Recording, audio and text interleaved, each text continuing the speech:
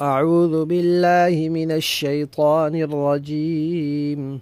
بسم الله الرحمن الرحيم. ولكن الله حبب إليكم الإيمان وزينه في قلوبكم وكره إليكم الكفر والفسوق والعصيان أولئك هم الراشدون. صدق اللہ العظیم. 26واں پارہ سورہ حجرات، آیت نمبر 7 اور 7 ہے. یہاں اللہ تبارک و تعالی نے صحابہ کرام کی 3 فضیلتیں بیان فرمائی ہیں. ایک یہ کہ صحابہ کرام اتنے مخلص ہیں اور اتنے خلوص سے ایمان لائے ہیں کہ ایمان ان کے دلوں میں کھب گیا ہے. رکھی ہوئی چیز پھر بھی ٹل جاتی ہے، کھبی ہوئی چیز نہیں نکلتی. اور دوسری فضیلت یہ بیان فرمائی ہے کہ کفر، فسق اور عصیان، یعنی اللہ تعالیٰ کی نافرمانی کی باتیں، چاہے وہ عقیدے سے تعلق رکھتی ہوں یا عمل سے، ایسی چیزوں سے صحابہ اکرام کے دلوں میں نفرت آ گئی ہے. وہ ان کے قریب بھی نہیں جاتے. جیسے ہم لوگ اپنی زندگی میں گندی اور ناپاک چیزوں سے نفرت کرتے ہیں، اور جہاں کوئی گندی ناپاک چیز ہو وہاں بیٹھنا تو کیا کھڑا ہونا بھی گوارا نہیں کرتے. اور تیسری فضیلت یہ فرمائی کہ وہ سیدھے راستے پر قائم ہے.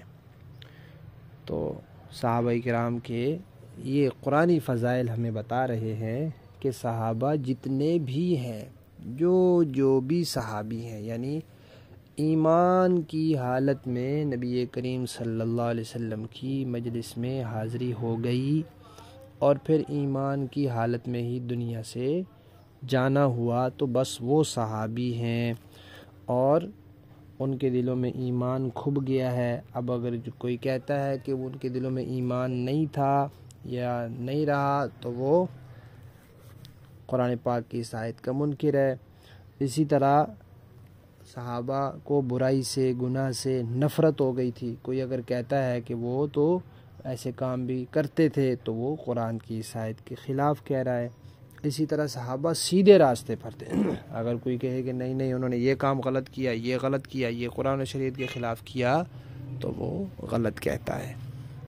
اس سے پچھلی صورت ہے سورہ فتح، اس کی آخری آیت میں اللہ تعالیٰ نے فرمایا تاکہ کفار ان کی وجہ سے جل بھن جائیں. یعنی اللہ صحابہ کو مقام اور مرتبہ عطا فرماتے ہیں اور ان کی شان بیان کرتے ہیں تاکہ کافر جل بھن جائیں. تو جو صحابہ کے نام سے جلتا بھنتا ہے، علماء نے لکھا ہے کہ وہ مسلمان نہیں ہو سکتا. بسم اللہ الرحمن الرحیم. نحمدہ ونصلی علی رسولہ الکریم. اما بعد.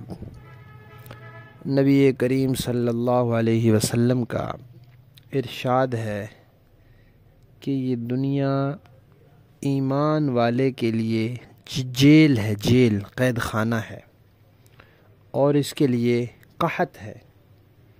اور جب وہ دنیا سے جاتا ہے تو وہ قید خانے سے نکل جاتا ہے، آزاد ہو جاتا ہے.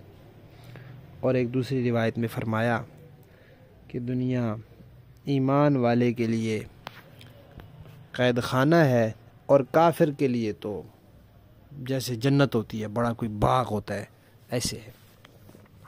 اب یہاں غور طلب بات یہ ہے کہ دنیا کو ایمان والے کے لیے قید خانہ کیوں فرمایا؟ اس لیے کہ قید خانہ جو ہوتا ہے، جیل جو ہوتی ہے، وہاں جو شخص قیدی ہوتا ہے اس کی مرضی نہیں چلتی، نہ اس کو اپنی مرضی کے مطابق رہائش ملتی ہے، نہ مرضی کے مطابق کھانا ملتا ہے، نہ مرضی کے مطابق سہولیات ملتی ہیں. جیل کا ایک نظم و ضبط ہے، اس نظم و ضبط کے اندر ہی اس کو سب کچھ مہیا کیا جاتا ہے. تو اس طرح ایمان والا دنیا میں ہے، اپنی مرضی کے مطابق ہر چیز کھا نہیں سکتا، اس کو دیکھنا پڑتا ہے کہ یہ شریعت میں حلال ہے، یہ حرام ہے، یہ جائز ہے، یہ ناجائز ہے. ہر اپنی ضرورت اپنی خواہش کے مطابق نہیں پوری کر سکتا، اس کو یہ دیکھنا پڑتا ہے کہ شریعت کی طرف سے یہ اجازت ہے یا نہیں۔ تو اس طرح پابندی کے ساتھ شریعت کے حدود کے اندر رہتے ہوئے جو زندگی گزارتا ہے تو ظاہر بات ہے پھر اس کو پابندی والی زندگی گزارنی پڑتی ہے، رک کر چلنے والی زندگی گزارنی پڑتی ہے، دیکھ کر چلنے والی زندگی گزارنی پڑتی ہے، تو گویا وہ ایک قیدی کی طرح ہو گیا۔ اور جو اپنی من چاہی زندگی گزارتا ہے، جیسے جنت میں ہوگا جو چاہے کرو، تو پھر وہ مسلمان نہیں ہے، وہ ایمان والا نہیں ہے۔ وہ اس دنیا میں آیا اپنی مرضی کرے گا، یا یہاں مرضی چلے گی یا وہاں چلے گی، تو یہاں جو اپنی مرضی کی زندگی گزارے گا پھر وہاں نہیں گزار سکتا، اور جس نے وہاں گزارنی ہے اپنی مرضی کی، اس کو یہاں شریعت کی پابندی والی زندگی گزارنی پڑے گی۔ تو اب یہ انسان خود فیصلہ کر لے، یہ عارضی زندگی ہے، کوئی پتہ نہیں کتنی ہے، اور وہ ہمیشہ کی دائمی زندگی ہے۔ تو اس لیے ایک ایمان والے کو اس طرح زندگی گزارنی چاہیے، اور اس کو ہر وقت یہ خیال رہنا چاہیے کہ بھئی میں تو یہاں ایک قیدی ہوں، مجھے اس قید خانے سے آزادی تب ملے گی جب میری جان نکلے گی، میری روح نکلے گی، میں دنیا سے جاؤں گا تو بس میں اس قید خانے سے آزاد ہو جاؤں گا۔ بسم اللہ الرحمن الرحیم، نحمدہ ونصلی علی رسولہ الکریم، اما بعد۔ زکوٰۃ کے لیے یہ بات گزر چکی ہے کہ اپنا وقت ایک طے کر لیں کہ فلاں وقت میں فلاں قمری مہینے میں ہمارا سال پورا ہوتا ہے اور اس میں ہم نے زکوٰۃ نکالنی ہے، تو لکھ لیں اپنے پاس۔ اب کسی نے زکوٰۃ کا حساب لگایا اور اس نے حج کے لیے رقم حکومت کو جمع کرائی ہوئی تھی۔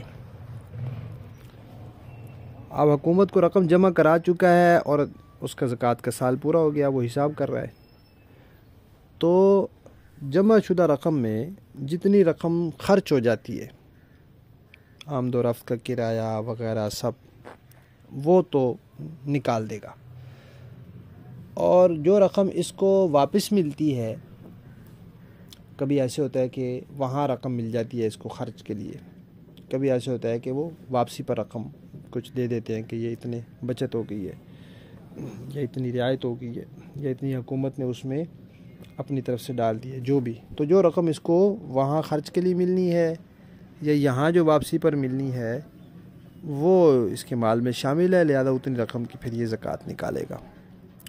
اور اگر حج کی رقم اپنے پاس جمع کر کے رکھی ہوئی ہے تو پھر ساری رقم کی زکوٰۃ دینی ہوگی۔ زکوٰۃ کے پیسے صرف مسلمان کو دے سکتے ہیں، کافر کو نہیں دے سکتے۔ زکوٰۃ ہو، عشر ہو، صدقہ ہو، اور فطرانہ ہو، یہ چیزیں صرف مسلمان کو دے سکتے ہیں۔ ویسے خیرات دینی ہے، ہدیہ دینا ہے، وہ کافر کو بھی دے سکتے ہیں، ضرورت مند ہے تو دے سکتے ہیں۔ زکوٰۃ کے پیسے کے لیے کسی کو مالک بنانا ضروری ہوتا ہے، اور مسجد کی جو چیزیں ہیں وہ کسی کی ملکیت میں نہیں ہوتی، اس لیے مسجد میں زکوٰۃ نہیں دے سکتے۔ کوئی آدمی ہے بیچارہ فوت ہو گیا، کہیں سے لاش ملی ہے، اس کے کفن میں بھی زکوٰۃ نہیں لگا سکتے، اس لیے کہ اس کا کفن کا کوئی مالک نہیں ہے۔ زکوٰۃ کے پیسے اپنے والدین، امی ابو، والدین کے والدین، دادا دادی، نانا نانی، پر دادا پر دادی، پر نانا پر نانی، اسی طرح اپنی اولاد، بیٹا بیٹی، پوتا پوتی، نواسا نواسی وغیرہ، ان کو نہیں دے سکتے۔ میاں بیوی کو، بیوی میاں کو نہیں دے سکتی۔ اس کے علاوہ باقی جتنے رشتہ دار ہیں، بھائی بہن اور بہن بھائیوں کی اولاد، خالہ ماموں، چچا پھپھو، حتیٰ کہ داماد کو دے سکتے ہیں، اور ساس سسر وغیرہ ان کو دے سکتے ہیں زکوٰۃ۔